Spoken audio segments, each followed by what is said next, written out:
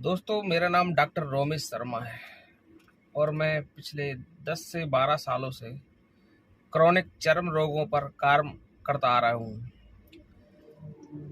आज मैं बहुत समय निकाल कर अपनी कार के अंदर एक वीडियो शूट कर रहा हूँ, क्योंकि मुझे क्लिनिक में समय नहीं मिल पाता। अगर मैं क्लिनिक में बैठता हूँ तो मरीज इतने आते हैं कि मैं वहाँ वीडियो बना नहीं पाता हूँ। तो आज मैंने सोचा कि क्यों ना मैं अपनी कार के अंदर एक वीडियो शूट करूं। बहुत लंबे समय से मैं इसकी प्रतीक्षा कर रहा था। आज एक ऐसे चर्म रोग, इसको आप सब जानते हैं, किसी ना किसी को अक्सर अपने जीवन में 1 या 2 बार जरूर हो जाता है। उसको फंगल इन्फेक्शन, दाद, खुजली, टीनिया इन्फेक्शन कहते हैं। कभी कभी जब हम गीले कपड़े पहन लेते हैं या लंबे समय पसीने में काम करते हैं तो हम देखते हैं कि हमको भी दाद हो गया है। दाद पहले बहुत जल्दी सही हो जाता था। कोई भी बाजारू क्रीम लगाई, 2-3 दिन लगाई, सही हो गया। लेकिन आजकल क्या हो रहा है, हमको जब भी दाद हो या फंगल इन्फेक्शन या टीनिया इन्फेक्शन होता है, हम क्या करते हैं, बाजार से कोई भी क्रीम 2-4 दिन लगाते हैं, सही हो गया तो ठीक है, नहीं तो फिर डॉक्टर के पास जाते हैं। डॉक्टर भी अपना इलाज करता है। डॉक्टर अक्सर मरीजों को समझा देता है कि आपको जब तक दांत खत्म ना हो तब तक आपको इसका इलाज लेना है। लेकिन मरीज क्या करते हैं, 15 दिन दवाई खाई, 20 दिन दवाई खाई, आपका दांत थोड़ा सही हो गया, बंद कर देते हैं दवाई को। लेकिन शायद आपको ये पता नहीं होगा कि दांत है जो अब एक कोरोना वायरस जैसा रेजिस्टेंस हो गया है उसके अंदर। उसने अपना म्यूटेशन खुद कर लिया है, उसने अपने स्वरूप को चेंज कर दिया है। जो दांत पहले कोई भी बाजारू क्रीम लगाने से सही हो जाता था, मुझे खुद याद है बचपन में कभी या कभी होता था तो कोई बेट्रोबेट या नॉर्मली कोई भी क्रीम, एंटी फंगल क्रीम लगाने से 1-2 दिन के में ही खत्म हो जाता था।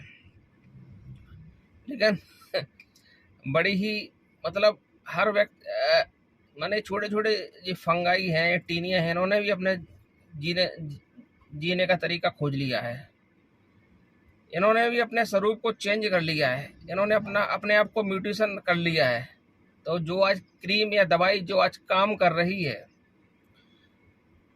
आज से 2 साल बाद वो काम नहीं करती है।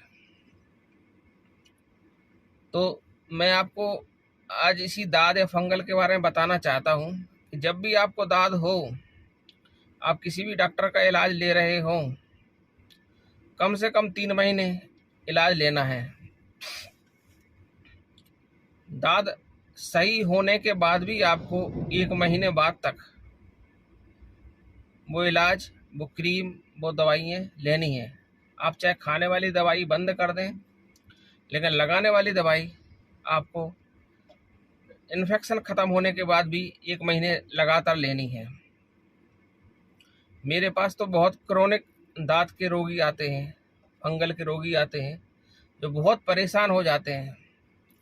बोलते हैं मैंने 1 महीने वहाँ की दवाई खाई, मैंने 1 महीने वहाँ की दवाई खाई, सर कुछ दिन सही रहता है, फिर हम बंद कर दे तो फिर वापस हो जाता है। तो जितने भी दांत के रोगी, मैं उनको ये बोलना चाहता हूँ कि आप दांत खत्म होने के बाद भी 1 महीने बाद तक आप उस दवाई का सेवन करें। और यदि फिर भी आपकी दांत सही नहीं हो रही हो, आपने 17 कर्म कर लिए हो, कुछ भी कर लिया हो, आपकी दांत सही नहीं हो रही हो, तो एक बार आयुर्वेदिक चिकित्सा को अपना कर देखें। आयुर्वेदिक चिकित्सा में बहुत अच्छी दवाइयाँ हैं, बस ज़रूरत है कि आपको सही डॉक्टर मिल जाए। सही डॉक्टर जो योग बना कर देगा, जो लगाने वाली दवाई देगा, उससे मैं नहीं समझता हूँ कि दांत 2 महीने में तो ख़त्म हो जानी चाहिए। दोस्तों, मैंने अपनी कुछ वर्षों की रिसर्च में एक खाने के लिए एक दवा, एक कैप्सूल के रूप में तैयार की है, जो पूर्णतः हर्बल, आयुर्वेदिक और हानि रहित है। क्योंकि जो अंग्रेजी दवाइयाँ आती हैं वो भी हम लंबे समय नहीं ले सकते, उनका कहीं ना कहीं लिवर पर, हमारे शरीर पर दुष्प्रभाव होता है। तो मैं आपको बताता हूँ, जो मैंने अपना कैप्सूल तैयार किया है उसमें मैंने क्या क्या डाला है। आप चाहें तो वो जड़ी बूटियां लेकर खुद बनाकर यूज़ कर सकते हैं। तो सुनिए, जो कैप्सूल मैंने तैयार किया है उस कैप्सूल में मैंने दारू हरिद्रा का घन सत्व, नीम का घन सत्व, करंज का घन सत्व, बागची का घन सत्व, कजली, चक्रमर्द, हरिद्रा का घन सत्व लिया है। और इसमें नीम के रस की 5 भावनाएं देकर जो मैंने कैप्सूल तैयार किया है, या यकीन मानेंगे कि जो बड़ी बड़ी अंग्रेजी दवाइयाँ काम नहीं करती हैं वो ये कैप्सूल मेरा काम करता है। मैं ये नहीं कह रहा हूँ कि आप मुझसे ही कोई दवाई बुलवाएं, आप खुद घर पर जो मैंने फॉर्मूला बताया है ये बनाकर यूज़ कर सकते हैं। आप देखेंगे कि जो खाने वाली दवाइयाँ हैं, जो अंग्रेजी दवाइयाँ हैं जो आप यूज कर रहे हैं, उसका कहीं ना कहीं साइड इफेक्ट बॉडी पर होता है। लेकिन आप ये दवाई खाएंगे, चाहे 3 महीने खाएं चाहे 4 महीने खाएं, आपके शरीर पर बिल्कुल भी साइड इफेक्ट नहीं आएगा और दाद भी धीरे धीरे खत्म हो जाएगी। तो आप ये दवाई या तो खुद बना लें या मुझसे संपर्क करें। इसके बाद मैंने एक लोशन तैयार किया है, क्रीम तैयार करी है, जो दांत को, क्योंकि जब हम खाते हैं और लगाते हैं तभी उस चीज़ पर परमानेंट फ़ायदा होता है। यदि हम खाएंगे और लगाएंगे नहीं तो वहाँ पर असर होने में थोड़ा समय लगता है। तो मैं बताता हूँ आपको वो लोशन कैसे बनाना है। आपको सबसे पहले नीम तेल और करंज तेल, चक्रमर्द तेल और मरीचियादी तेल, इनसे क्रीम का बेस तैयार करना है। क्योंकि दांत वाले को बहुत ज़्यादा खुजली होती है, 90% पेशेंटों को खुजली ही होती है। ये चारों तेल या तो खुजली को रोकते हैं अपने और दांत को भी कम करते हैं। जब इस क्रीम से आपका क्रीम का बेस तैयार हो जाता है, क्रीम का बेस बनाना आप सीख सकते हैं इंटरनेट से। फिर इसमें कुछ दवाइयाँ मिलाई जाती हैं, वो मैं बताता हूँ आपको।